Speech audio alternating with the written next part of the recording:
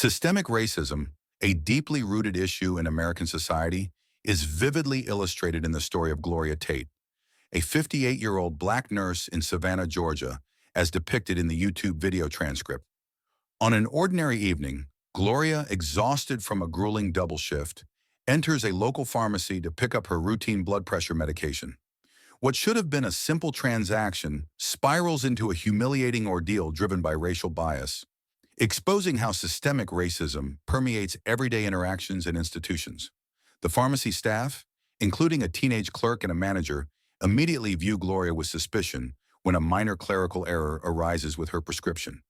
Without evidence, they assume she is attempting fraud, a snap judgment rooted not in facts, but in the color of her skin.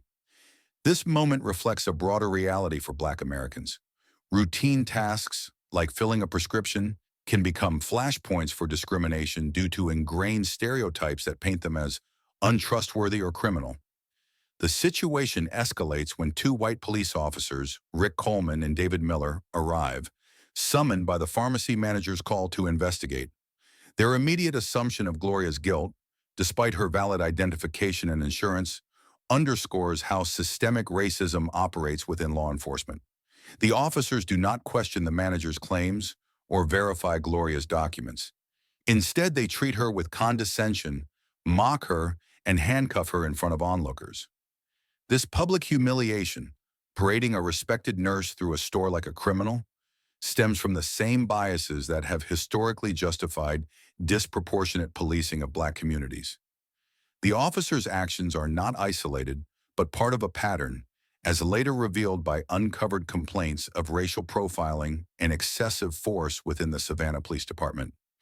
These institutional failures, where complaints are buried and accountability is dodged, demonstrate how systemic racism is not just individual prejudice, but a structured problem embedded in policies and practices. Gloria's experience resonates with countless Americans who face similar indignities, from being followed in stores to being unjustly targeted by police. Her story taps into a national conversation about race, amplified by events like the 2020 protests following George Floyd's death, which exposed how Black individuals are often presumed guilty until proven otherwise. The pharmacy staff and officers operate within a system that enables and protects their biases, assuming no consequences for their actions. Yet Gloria's case also reveals the cracks in this system when challenged. Her father, Walter Tate, a retired FBI agent, leverages his expertise to expose the injustice, leading to a federal investigation that uncovers years of buried misconduct. For American audiences, this narrative is a stark reminder that systemic racism thrives in silence and complicity, but it can be confronted through courage and collective action. Gloria's ordeal, while deeply personal, reflects a universal struggle. The fight to be seen as human in a society where race too often dictates treatment, a challenge that continues to shape the American pursuit of justice. The story of Gloria Tate, as detailed in the YouTube video transcript, shines a harsh light on police misconduct and the abuse of power within the Savannah Police Department, encapsulating a critical issue in American law enforcement. Gloria, a 58-year-old Black nurse, becomes the victim of a wrongful arrest when officers Rick Coleman and David Miller respond to a pharmacy's baseless claim of prescription fraud. Their actions, detaining Gloria without verifying her valid identification or prescription, mocking her, and physically restraining her in public, reveal a blatant disregard for protocol and a willingness to exploit their authority. This incident, set in the humid Georgia night, is not an isolated lapse, but part of a deeply entrenched pattern of misconduct that thrives under a system that shields officers from accountability.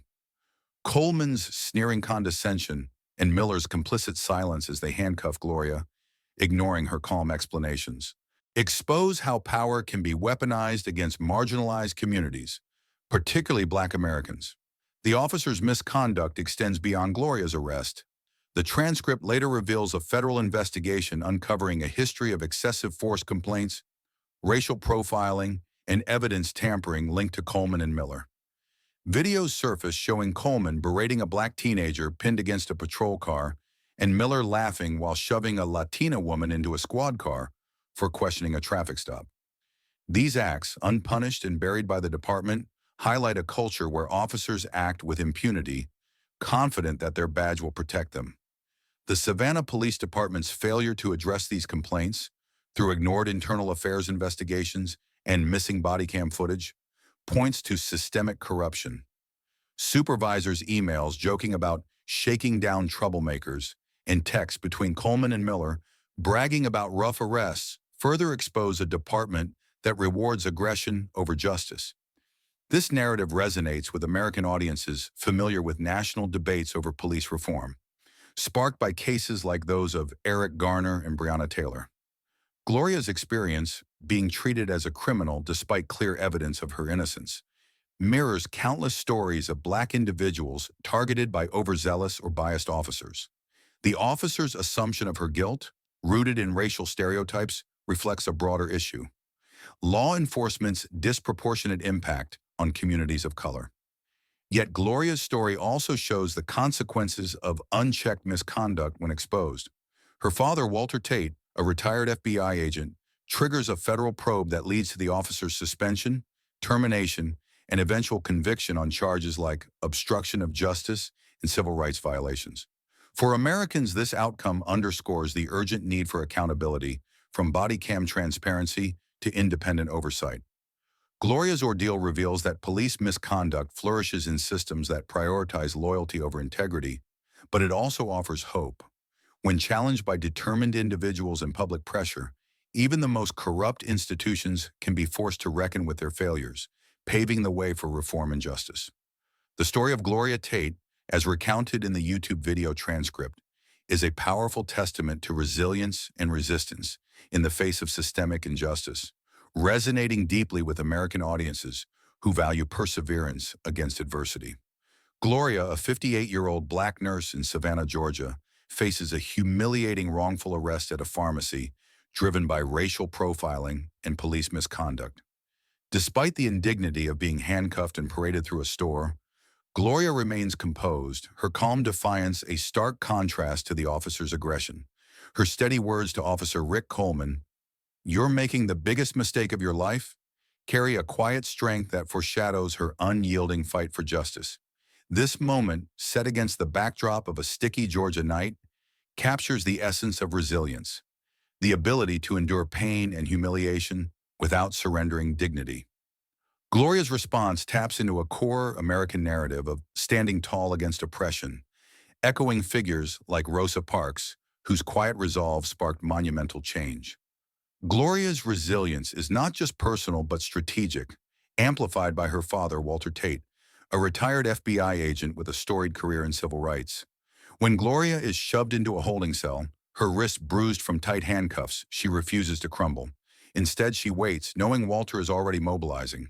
His arrival at the precinct, flanked by federal agents, transforms her ordeal into a broader battle against a corrupt system. Walter's expertise and Gloria's refusal to be silenced turn a routine arrest into a federal investigation, exposing years of buried complaints against officers Coleman and Miller. This partnership reflects a uniquely American ideal: the power of family and legacy in challenging injustice. Gloria's strength, rooted in her 30 years as a nurse comforting the dying and saving lives, fuels her resistance, making her a symbol of hope for those who face similar wrongs.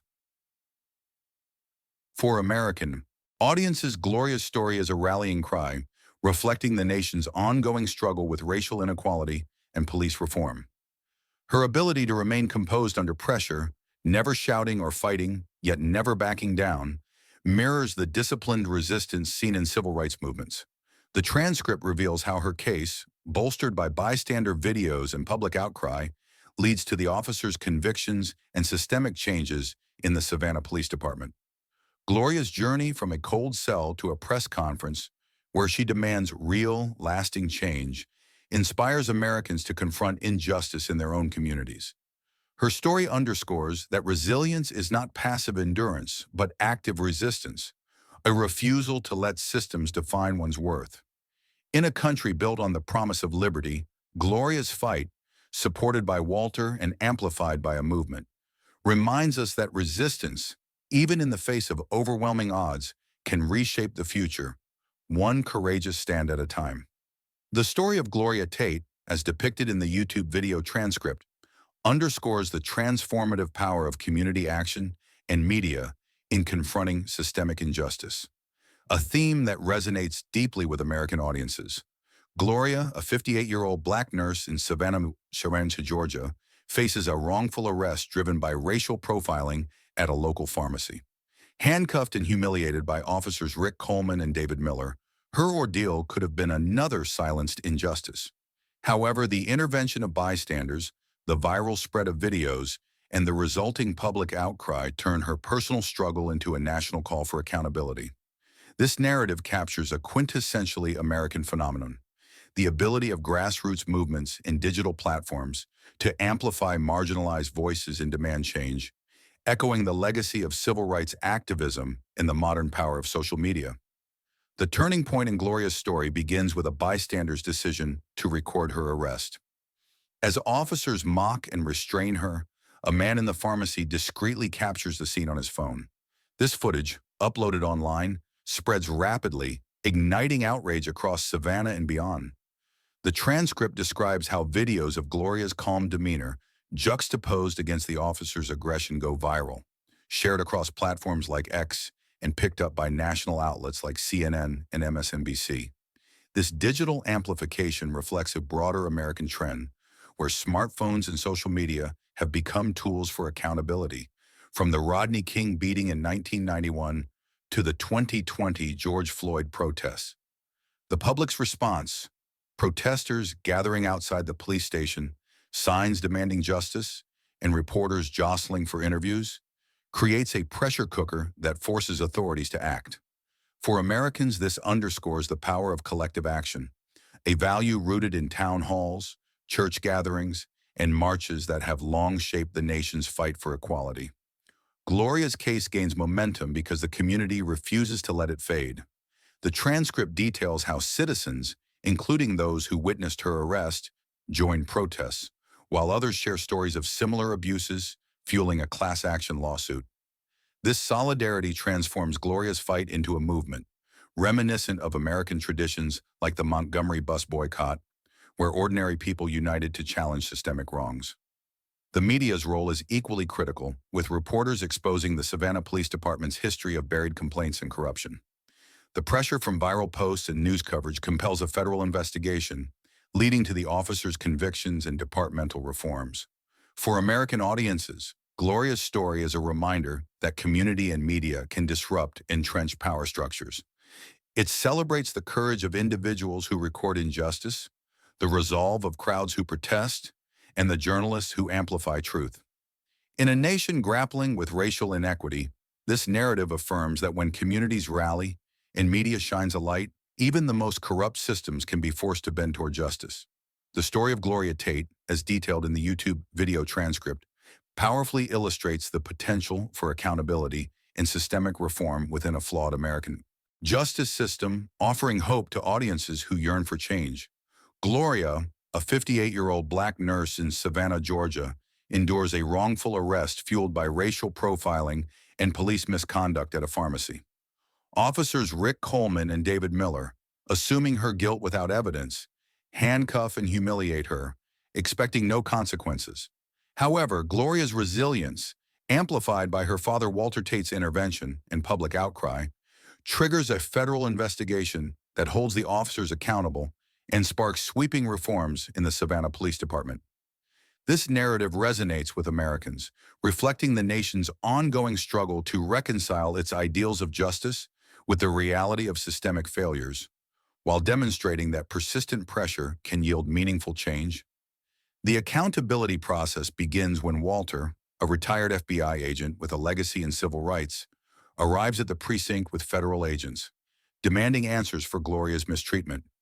His presence shifts the power dynamic, exposing the officer's actions as not just personal biases, but violations of federal law. The transcript details how the Department of Justice launches an audit, uncovering a trove of buried complaints against Coleman and Miller, including excessive force, racial profiling, and evidence tampering. This leads to their immediate suspension, followed by termination and criminal convictions on charges like obstruction of justice, falsifying reports, and civil rights violations.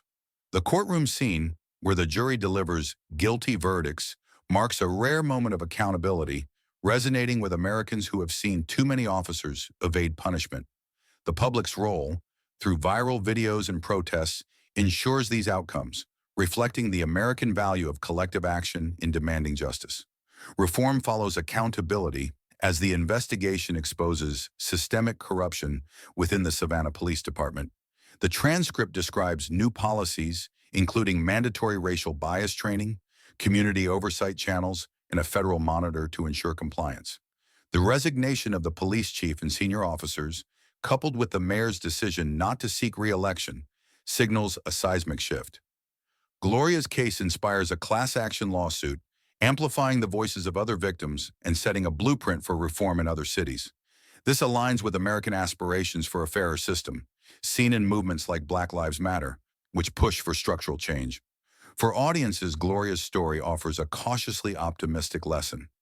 While no single victory erases systemic issues, persistent effort, through legal battles, public pressure, and media scrutiny, can force institutions to evolve. The reforms in Savannah, though imperfect, show that change is possible when individuals like Gloria refuse to be silenced and communities demand accountability. In a nation wrestling with its history of racial injustice, this narrative inspires Americans to believe that justice, though hard-won, can tilt the scales toward a system that truly serves all its citizens.